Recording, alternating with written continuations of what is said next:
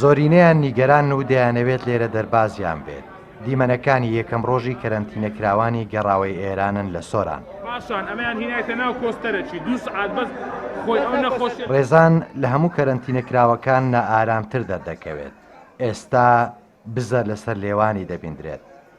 ئەو بۆ ئەو دوو منداڵە بێدایکە نیگەران ببوو کە ئەرچی چاودێریکردنیانی لە ئەستۆیە. ئێستا لە گرنگیمانەوەی 14 ڕۆژ لێرە باشتر تێگەیشتووە و ئاسوودەیە.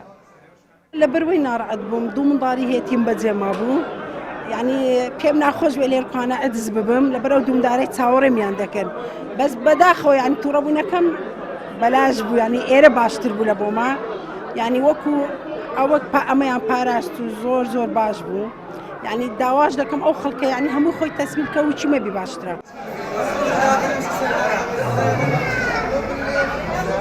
دوای 14 ڕۆژ کەرەنتینەکردنیان تەواو دەبێت و تیمی تەندروستی هەر کەسە و کارتێکی ساخڵەمبوونیان بۆ دەخاتە نێو پاسپۆرت و بەڕێ دەکرێنەوە.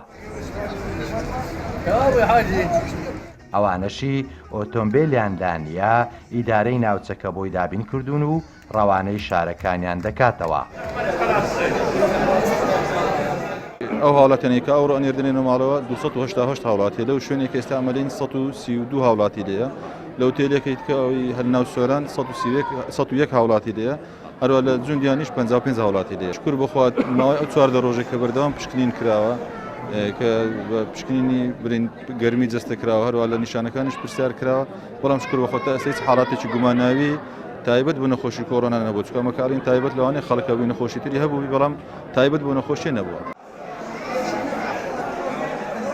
لە سۆران و ڕواندە زیاتر لە 400 کەس ئەوانەی لە ئێران گەڕاونەتەوە کەرەنتینە کراون.